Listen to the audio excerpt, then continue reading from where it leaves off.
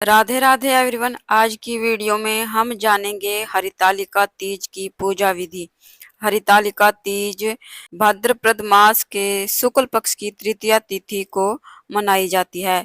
इस दिन सुहागन स्त्रियां अपने अखंड सुहाग की लंबी आयु के लिए प्रार्थना करती हैं।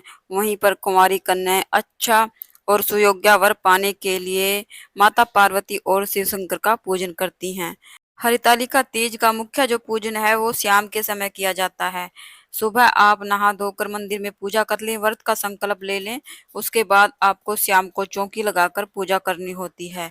तो चलिए पूजा विधि देखते हैं। सबसे पहले हम चौकी लगाएंगे। चौकी पर लाल या पीले रंग का हम वस्त्र बिछाएंगे। उसके ऊपर मैंने फूलों का आसन देते हुए छोटा सा पाटा रख दिया है। आप फूलों का आसन देते हुए ऐसे ही डायरेक्ट शिव शंकर और भोलेनाथ माता पार्वती की मूर्ति को विराजमान कर सकते हैं। मुख्य जो पूजन होता है वो मिट्टी की मूर्तियों का होता है। अगर आपके पास शिव परिवार की मूर्ति या फोटो है उसको भी आप पूजा में जरूर से विराजमान करें। यहाँ पर मैंने मिट्टी के गणेश जी और शिव शंकर माता पार्वती बनाए हैं और थोड़े से फूलों का आसन देते हुए मैंने सभी को विराजमान कर लिया। उसके बाद कलश की स्थापना करेंगे। थोड़े से चावल की ढेरी मैंने लगा ली है। आप अष्टदल कमल भी बना सकते हैं। उसके बाद अब हम कलश तैयार करेंगे। कलश में मैंने जल भर लिया है, थोड़ा सा गंगा जल डाल लिया। उसके बाद इसमें एक सिक्का, सुपारी, लौंग, इलायची, मैंने हल्दी की गांठ डाल दी है। अगर आपके पास हल्दी की गांठ नहीं है तो आप हल्दी पाउडर भी डाल सकते हैं। साथ में थोड़े से फूल डाल दिए हैं और आम के पत्ते लिए हैं मैंने। इनको मैंने रोली से और चंदन से टेक लिया है। आप अशोका के भी ले सकते हैं, 5 या 7 जितने भी आपको मिल जाएं। इस प्रकार हमारा कलश तैयार हो जाएगा और हम कलश को चावल की ढेरी के ऊपर रख देंगे। साथ में मैंने आम के पत्ते इसमें लगा दिए हैं और अब हम इसके ऊपर चावल की प्लेट मैं इसके ऊपर रख दूंगी, क्योंकि हमें दीप कलश की स्थापना करनी है। उसके बाद मैंने 2 बाती का देसी घी का दीपक ले लिया है। उसके बाद हम हाथ जोड़कर भगवान शिव शंकर माता पार्वती से अपनी पूजा के लिए प्रार्थना करेंगे और व्रत का संकल्प लेंगे कि मैं आज आपके नियमित ये पूजा कर रही हूँ। अगर मुझसे कोई भूल चूक हो जाए तो आप मुझे माफ कर देना।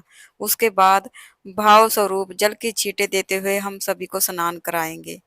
उसके बाद जो मिट्टी की मूर्तियां हमने ली है, देखिए भगवान शिव शंकर का 3 बार अभिषेक किया जाता है। सबसे पहले हम जल से अभिषेक करेंगे, उसके बाद हम कच्चे दूध या पंच अमृत से अभिषेक करेंगे, उसके बाद फिर से जल से अभिषेक करेंगे जो हमने मिट्टी की मूर्तियां ली हैं। इस प्रकार भगवान शिव शंकर का 3 बार अभिषेक किया जाता है। उसके बाद हम वस्त्र स्वरूप सभी को जनेऊ समर्पित करेंगे। सबसे पहले गणेश जी को, भगवान शिव शंकर को और माता पार्वती को हम लाल रंग की चुनरी ओढ़ा देंगे। अगर आपके पास लाल रंग की चुनरी नहीं है तो आप कलावा भी समर्पित कर सकते हैं, उसको भी वस्त्र का ही स्वरूप माना जाता है। तो इस प्रकार से मैंने सभी को वस्त्र समर्पित कर दिया है। उसके बाद हम गणेश जी और माता पार्वती को रोली से तिलक करेंगे। ध्यान रखें, भगवान शिव शंकर को रोली से तिलक हमें नहीं करना है। उसके साथ ही हम कलश को भी तिलक कर देंगे, क्योंकि इस कलश को भी हमने सभी देवी देवताओं के रूप में आमंत्रित किया है। उसके बाद भगवान शिव शंकर को हम पीले चंदन से या सफेद चंदन से तिलक करेंगे। उसके बाद हम तिलक पर अक्षत समर्पित करेंगे। ध्यान रखें कि अक्षत यानी चावल हमारे टूटे हुए नहीं होने चाहिए, साबुत चावल का ही हमें यूज करना होता है पूजा में। उसके बाद हम फूल समर्पित करेंगे। भगवान शिव शंकर को हो सके तो सफेद फूल से समर्पित करें और माता पार्वती के लिए अगर आप लाल फूल मिल जाए तो माता पार्वती और गणेश जी को लाल फूल समर्पित किए जाते हैं, या फिर आपको जो भी फूल मिल जाए आप उसी फूलों से पूजा कर लें। अगर फूल ना मिले तो आप बगैर फूलों के भी आप ये पूजा कर सकते हैं। तो इस प्रकार से मैंने सभी को फूल समर्पित कर दिए हैं। उसके बाद हम भगवान शिव शंकर भोलेनाथ को बेल पत्र समर्पित करेंगे। कहा जाता है कि माता पार्वती ने भोलेनाथ की पूजा जंगल में जाकर की थी और उन्हें वहां पर जो भी मिला उन्होंने भगवान भोलेनाथ को वो सभी चीजें समर्पित की। इसलिए भगवान भोलेनाथ को आप आक के पत्ते, फूल, कनेर के फूल, धतूरा, भांग, समी पत्र ये सभी चीजें चढ़ा सकते हैं, जिससे भगवान भोलेनाथ जल्दी प्रसन्न होते हैं। जो भी आपको मिल जाए आसानी से वो सभी चीजें आप भगवान भोलेनाथ को जरूर से समर्पित करें। अगर इनमें से आपको कुछ ना मिले तो सिर्फ एक बेलपत्र ही भगवान भोलेनाथ को चढ़ा दे। भगवान भोलेनाथ एक बेलपत्र से भी बहुत ज्यादा प्रसन्न हो जाते हैं। उसके बाद माता पार्वती को हम 16 श्रृंगार समर्पित करेंगे। कहते हैं कि ये पूजा सुहाग भाग के लिए की जाती है। 16 चीजें ना कर सके तो आप 2 चीज़ें ज़रूर से समर्पित करें। उसके बाद देखिए माता पार्वती का स्पर्श कराकर हम सभी चीज़ों से माता पार्वती का श्रृंगार कर देंगे। इस पूजा में माता पार्वती को सिंदूर लगाया जाता है। ध्यान रखें कि आप जितनी बार माता पार्वती को सिंदूर लगाएँगे, उतनी बार ही आपको उनसे सिंदूर लेना है, यानी कि सुहाग लेना कहते हैं इसको। तो इस प्रकार से मैंने माता पार्वती का श्रृंगार कर दिया है। उसके बाद हम धूप-दीप दिखाएँगे और इस पूजा में गेहूँ के आटे से आप कोई भी पकवान बना सकते हैं, गुलगुले, पूड़े, पूरी।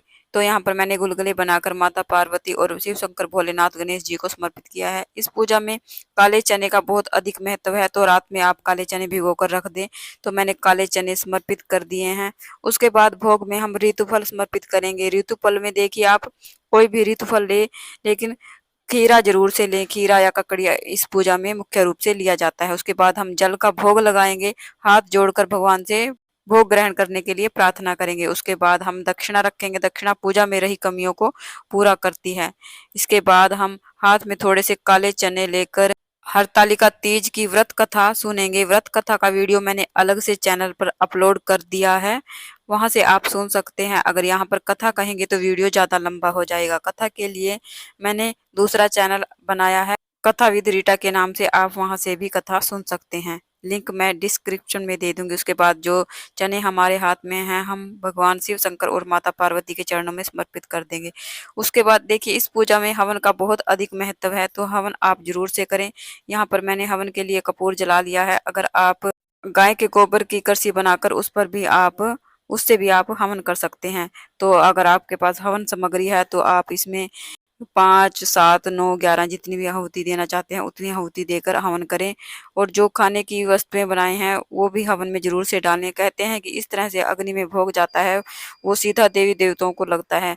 तो इस तरह से भी आप हवन कर सकते हैं। गाय के गोबर के करसी जलाकर उसमें आप जो भी आपने भोग बनाया है उसको समर्पित करते हैं, तो ये भी हवन का ही रूप होता है। तो इस प्रकार से मैंने हवन कर लिया है। उसके बाद हम इस तरह से हवन के ऊपर से अपने सीधे हाथ में थोड़ा सा जल लेकर 2 बार वार देंगे, तो इस तरह से हमारा हवन पूर्ण हो जाएगा। देखिए हरतालिका पूजा में माता पार्वती से सुहाग लिया जाता है। देखिए मैंने आपको पहले भी बताया था कि जितनी बार आपने माता पार्वती की मांग में सिंदूर लगाया था, उतनी बार आपको अपनी चुन्नी के पल्लू से माता पार्वती से सुहाग लेना होता है, यानी कि सिंदूर लगाना होता है।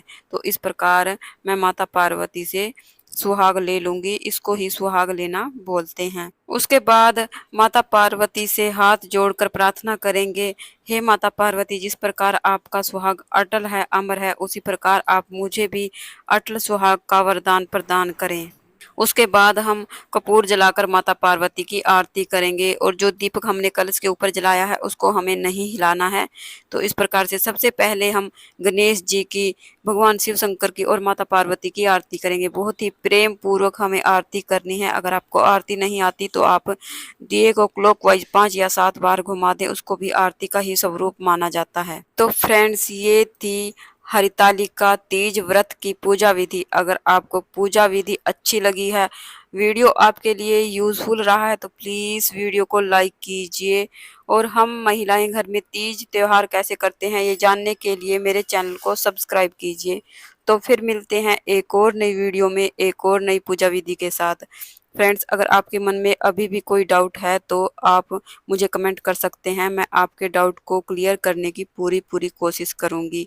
तो फिर मिलते हैं एक और नई वीडियो में एक और नई पूजा विधि के साथ। तब तक के लिए राधे राधे, हर हर महादेव, जय माता पार्वती।